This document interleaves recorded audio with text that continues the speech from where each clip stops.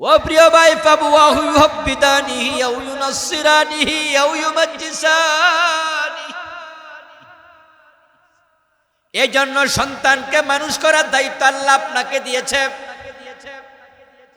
হাসরের ময়দানে আপনার বেনামাজি সন্তান যখন জাহান্নামী হবে, বাবা নামাজি, যুবক সন্তান ঘরে ঘুমাইয়া আছে, বাবা ফজরের টাইমে মসজিদে গেছে, ছেলেকে মসজিদে নেয় না, এমন বাবা বাংলাদেশে আসেনি।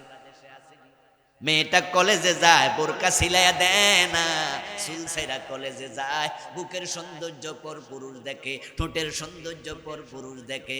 বাবা নিজের চোখে দেখেছে মেয়েটা কত সুন্দরী হইছে, যুবতী হইছে, অথচ বোরকা চালাই স্কুলে পাঠায়া দেয়, হাজার পুরুষ তার দিকে তাকায়। এমন গুনাহগার মেয়ে বাংলাদেশে আছে না নাই? হাসরের দিন আল্লাহ বলবে যা যা জাহান্নামে। মেয়ে বলবে কেন, আমার দোষ কি? আল্লাহ বলবে আমল নামায় দেখ তোর কবিরা গুনাহ হাজার হাজার। ওই আপনার সুন্দরী মেয়েটা স্কুলে গেল, কলেজে গেল, বোরকা ছাড়া, চুল ছেড়ে দিয়ে, চেহারা সাজুগুজু করে, রাস্তার দুই পাশ থেকে মানুষ তাকাইছে। 100 জন যদি লোলুপ দৃষ্টিতে তাকায়, প্রত্যেকের একটা করে কবিরা গুনাহ হবে, আর আপনার মেয়ের একাই হবে 100। 500 জনে তাকাইলে আপনার মেয়ের একাই হবে 500। এবার যেই বাবা মেয়েরে নাচ শিখাইছে, গান শিখাইছে, নাটক শিখাইছে, সিনেমা শিখাইছে, ওই মেয়ের সিনেমা দেখেছে কোটি পুরুষ, ওই মেয়ের একাই গুনাহ হয়ে গেছে কোটি কোটি। আল্লাহ হাসরের দিন বলবে যা যা জাহান্নামে। তখন মেয়ে বলবে আল্লাহ না না, আমার বাবা মা আমার এই পথে আনছে কেন, তাদেরকে ডাকো। নাজআলহুমা তাহতা আকদামিনা লিয়াকুনা মিনাল আসফালিন। আজকে মা বাবারে পায়ের তলায় রেখে জাহান্নামে যেতে চাই।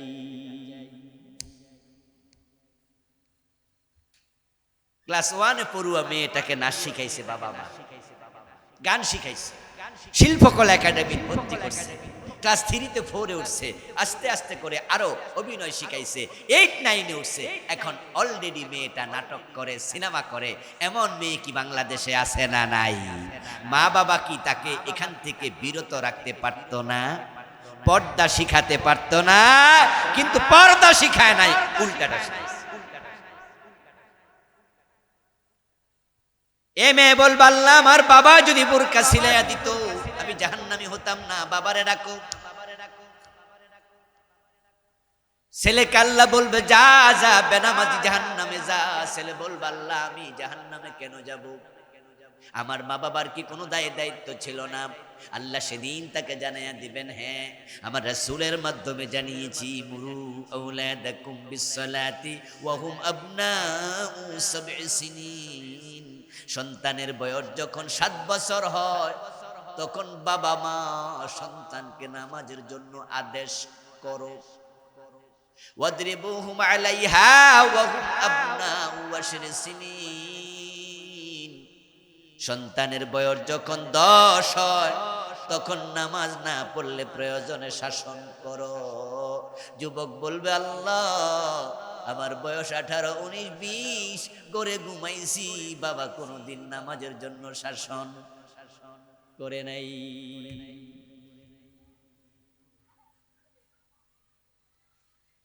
ক্লাস 10-এর বছর অঙ্কে ফেল করেছি, বাবা কানের নিচ বরাবর একটা থাপ্পড় মারছিল রেজাল্ট কার্ড দেখা।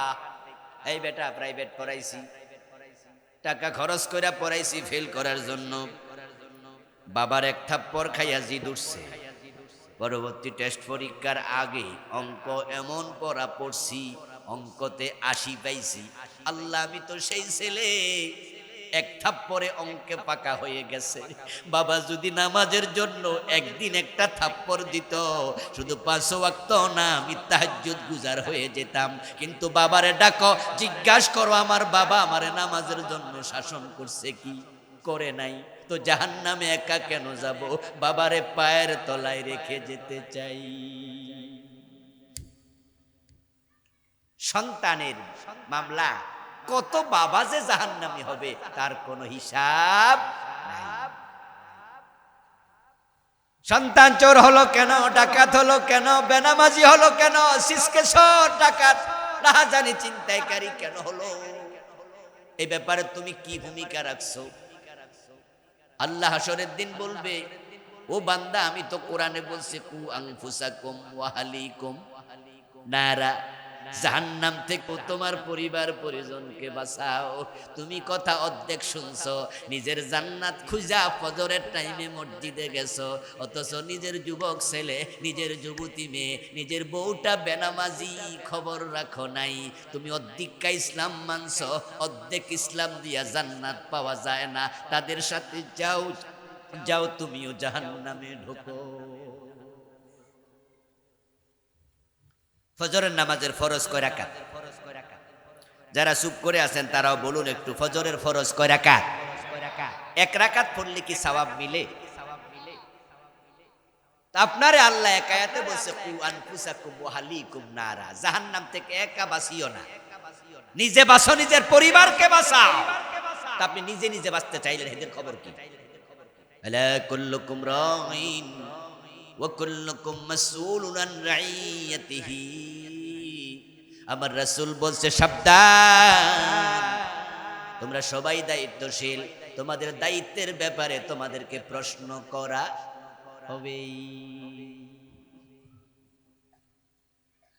ও দোস্ত, এখন সন্তান কেমনে মানুষ করা লাগে, কি কি দায়িত্ব ইসলাম দিয়েছে তা এবার জানুন। আমি আপনাদেরকে বিষয়ে কিছু নির্দেশনা দেব।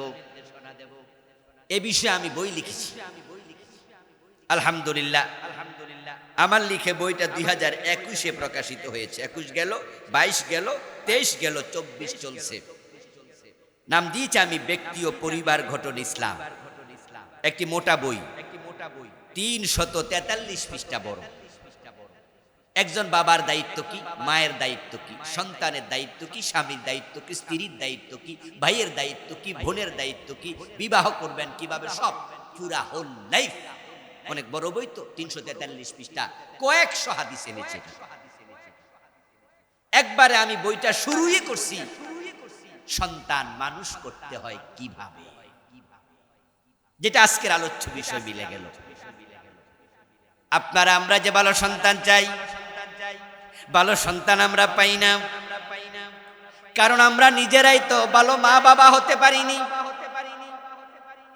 ও দোস্ত, ভালো সন্তান যদি চান, আগে নিজে ভালো মা বাবা হন। বাপ ভালো তো বেটা ভালো, মা ভালো তো জি, গাই ভালো তো বাছুর ভালো, দুধ ভালো তো ঘি। এটা বাংলা একটি গ্রাম্য প্রবাদ, কিন্তু এই প্রবাদটা 100% সত্য। বাবা যদি চোর হয়, সন্তান ভালো হবে না। মা যদি বেনামাজি হয়, বেপরদা চলে, ওই পেট থেকে আল্লাহর ওলি জন্ম নেবে না। যে মায়ের পেটের সৌন্দর্য পর পুরুষ দেখে, ওই পেট থেকে ইমাম আবু হানিফা হয়নি। যে মা তার বুকের সৌন্দর্য ওড়না ফেলাইয়া এলাকার পাবলিককে দেখাইয়া বেড়ায়, ওই বুকের দুধ খাইয়া তোমার সন্তান আল্লাহর ওলি হবে না। এই জন্য মা ভালো তো ঝি ভালো, বাপ ভালো তো বেটা ভালো। আরে দুধ 2 নাম্বার, ঘি হবে করতে। এই জন্য আপনাকে ভালো হওয়া লাগবে 1 নম্বরে। ও বাবা সাবধান, তুমি তোমার বউ বিয়ে করছো প্রেম কইরা, যারা বিয়ে করে তাদের সন্তান বড় হওয়ার পরে শোনে, পাবলিক থেকে শুনালায়, মা বাবা বিয়ার আগে 1-2 বছর 3 বছর প্রেম করছে। এখন এই বাচ্চা যদি প্রেম করে বড় হইয়া, আর মা কয় এই সব জায়েজ নাই, করিস না, মাইয়া মনে মনে কয় না জায়েজ হলে তুমি করছো।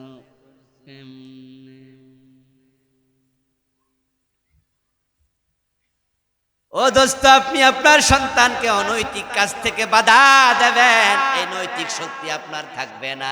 এবার নিজেই বলুন তো, ভালো সন্তান চাইলে আগে নিজে ভালো হওয়া দরকার আছে না নাই? সন্তান যদি ভালো চান, 1 নাম্বার যে দায়িত্ব, সে দায়িত্ব হলো সন্তানকে ভালো মা দেন। আপনি যদি সন্তানকে ভালো মা না দেন, সে ভালো মা পাবে কই? আর আপনি ভালো মা তখনই দিতে পারবেন যখন নিজে বিয়ে করার সময় একটা মুত্তাকি মেয়ে বিয়ে করবেন, তখনই আপনার সন্তান মুত্তাকি মা পেয়ে যাবে। এজন্য প্রিয় নবীজি বলেছেন দুনিয়া কুল্লুহা মাতা ওয়া খায়রু মাতা'id দুনিয়াল মারাতুস সালিহা। আমার রাসূলুল্লাহ বলেন তামাম দুনিয়ার সব সৃষ্টি সম্পদ, প্রত্যেকটা সৃষ্টি দামি, আর এই দুনিয়ার মাঝে সবচেয়ে দামি সম্পদের নাম হলো একজন সতী নারী। মায়ের পেট সন্তানের জন্য ফ্যাক্টরি, মায়ের কোল সন্তানের জন্য দুনিয়ার সবচেয়ে বড় বিশ্ববিদ্যালয়। অথচ আমরা সবাই ইংরেজি কম বেশি পড়ছি, স্কুলও ইংরেজি আছে, মাদ্রাসাতেও। আরে কথা কিছু হেঁয়ো কন না কেন? মাদ্রাসা ইংরেজি আসেনি, তাই বলে ইংরেজিতে কথা কইতে পারি সবাই। মাদ্রাসাতে আরবি সাবজেক্ট আছে না নাই? সব হুজুর আরবিতে কথা কইতে পারে। তাহলে দেখেন আমাদের টিচার ইংরেজি পড়াইছে, কিন্তু আমরা ইংরেজি কথা কইতে পারি না। আমাদের শিক্ষক আরবি পড়াইছে, আরবিতে কথা কইতে পারি না। কিন্তু মা যদি ইংরেজ হয়, পোলাও ইংরেজ হইয়া যায়। মা যদি আরবি কথা কয়, পোলাও আরবি শিখালায়। আবার মা বাঙালি হলে পোলাও বাংলা ভাষা শিখে। এতে প্রমাণ হয় মায়ের মতো বড় শিক্ষক দুনিয়াতে আর কেউ নাই।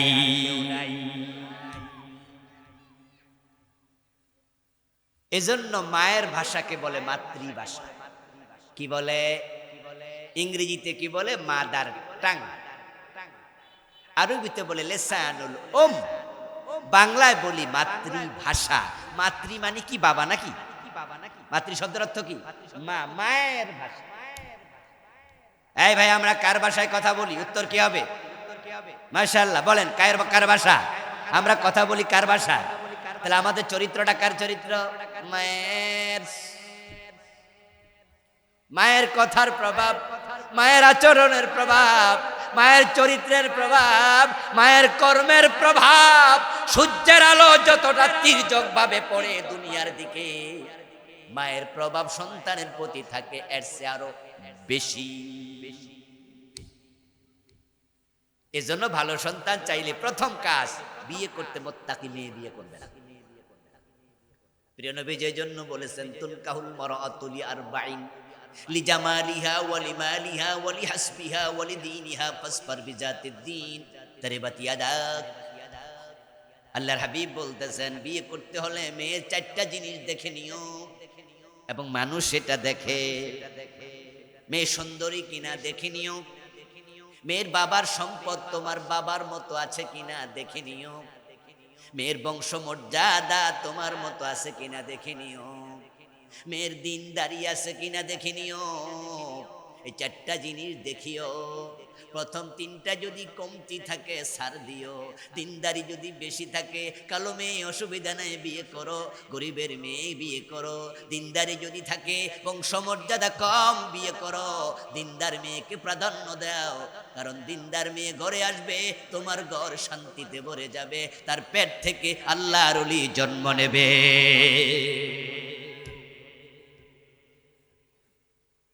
সন্তানকে ভালো মা দিতে হবে, কারণ মা যদি সন্তানকে পেটে নিয়ে, আল্লাহর কোরআন পড়ে, সন্তানকে পেটে নিয়ে, সাহাবী মহিলাদের জীবনী পড়ে, সন্তানকে পেটে নিয়ে বিভিন্ন মহিয়সী নারীদের জীবনী পড়ে, তাদের মতো পর্দায় থাকে, মুত্তাকি হয়। মা ভালো খাইলে সন্তান যেমন পেটে মোটা তাজা হয়, রুষ্টপুষ্ট হয়। মা ভালো চিন্তা করলে মানসিক প্রভাবে সন্তান ভালো মস্তিষ্কের অধিকারী।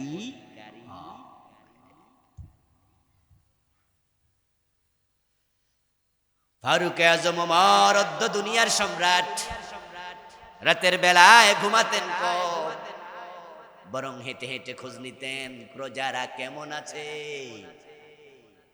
একদিন খোঁজ নেয়ার জন্য হযরত ওমর বের হলেন। রাতের বেলায় আওয়াজ শোনেন, কোন এক ঘর থেকে মিটি মিটি আওয়াজ, মিটি মিটি আলো জ্বলছে, ফিস ফিস আওয়াজ শোনা যাচ্ছে। কারো বিপদ হলো কিনা অদ্য দুনিয়ার নেতা ওমর ওই ঘরের পাশে গিয়ে দাঁড়ালেন। কানে আওয়াজ আসলো, একজন মা তার মেয়েকে বলতেছে, মারে সকালবেলা দুধ বিক্রি করব, একটু পানি মিশাইয়া দে, দাম বেশি পাবো। ভিতর থেকে মেয়ে জবাব দেন, মা দুধে পানি দেয়া ওমরের নিষেধ আছে, রাষ্ট্রীয় ফরমান আছে, সার্কুলার আছে, এরকম 2 নম্বরই করা যাবে না। তখন মা জবাব দেয়, পাগলি এত রাতে ওমর দেখবে নাকি? আরে দুধে পানি দে, দুধ একটু বাড়বে, দাম বেশি হবে। মেয়ে জবাব দেয়, ওমর না দেখুক, ওমরের আল্লাহ তো দেখে। মা তুমি এ কাজ করো না। ওমর মা মেয়ের সংলাপ শুনলেন, চলে আসলেন রাজদরবারে। সকালবেলা লোক পাঠালেন, ওই ঘরে যাও, মা মেয়ে দুজনকে ডেকে নিয়ে আসো আমার দরবারে। রাষ্ট্রের লোক গেল, ওই গরিব মহিলাকে বলল যে দুধ বিক্রি করে সংসার চালায়, ওমর আপনাকে ডাকছে, মেয়েকে সাথে নিয়ে যেতে হবে। মহিলা ভয় পেয়ে গেল, ওমর বড় রাগী মানুষ, আল্লাহ জানে কি দূর ধরা পড়েছে, কি জানি বলে কাঁপতে কাঁপতে গেল ওমরের সামনে হাজির। ওমর বলে, ও মহিলা, তোমার মেয়েটাকে আমি পুত্রবধূ বানাতে চাই, তুমি যদি দয়া করে বিয়ে দিতে রাজি হও, আমার ছেলের বউ আমি বানাবো। মহিলা আশ্চর্য হয়ে গেল, আমিরুল মুমিনিন আমার সাথে উপহাস করছেন, আমি গরিব, আমার মেয়ে আপনার পুত্রবধূ হবে কোন যোগ্যতা বলে? ওমর বলে, গত রাতের সংলাপ প্রমাণ করেছে তোমার মেয়ের কলবে আল্লাহর ভয় আছে, আর যে মেয়ে আল্লাহকে ভয় করে তার পেট থেকে ভালো প্রজন্ম আশা করা যায়। খুঁজে বের করছে মুত্তাকি মেয়ে।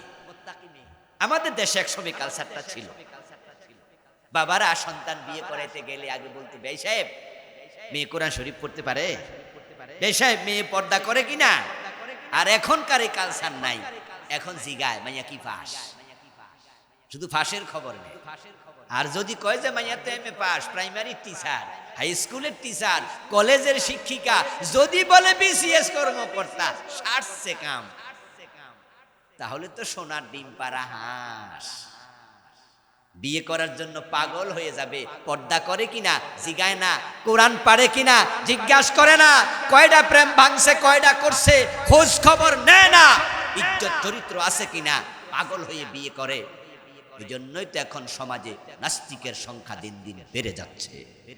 এই জাতীয় মায়ের পেট থেকে ভালো সন্তান আশা করা যায়। আজ থেকে 30 বছর পিছনে চলে যান, আমার সমবয়সী যারা আছেন, আমার সিনিয়র যারা আছেন, আমাদের সময় কি বাংলাদেশে এত নাস্তিক ছিল? তসলিমা নাসরিন নাস্তিকতা করেছে, বাংলাদেশ থেকে পালাতে বাধ্য হয়েছে। তসলিমা নাসরিন যখন দেশ ছেড়ে পালিয়ে যায়, তার পক্ষে কথা বলার মতো একজন নাস্তিক বাংলাদেশে ছিল না। 2-1 যারা ছিল চুপ মরে গেছে। জনকণ্ঠ পত্রিকা ভয়ে তার লেখা ছাপানো বন্ধ করে দিছে। নাস্তিক ছিল না হাতে গোনা কয়েকজন। কারণ কি? আর বর্তমানে আমরা দেখেছি গত কয়েক বছর আগে শাহবাগের মোড়ে যখন গণজাগরণ মঞ্চ বসেছিল, তখন সেখানে হাজার হাজার নাস্তিক জড়ো হয়েছে। এখন নাস্তিক বাংলাদেশে কয়েক হাজার, আগে ছিল না, এখন বাড়লো কেন? উত্তর একটাই, আগের মায়েরা পর্দা করত, কম শিক্ষিত, তাদের পেট থেকে নাস্তিক বের হয় নাই। এখন মেয়েরা পেট দেখায়, পিঠ দেখায়, প্রেম করে বেড়ায়, আর এই জাতীয় বেপর্দা নারীর পেট থেকে আল্লাহর ওলি বের হয় না, নতুন করে নাস্তিকের জন্ম হচ্ছে। মায়ের পেট সন্তানের ফ্যাক্টরি।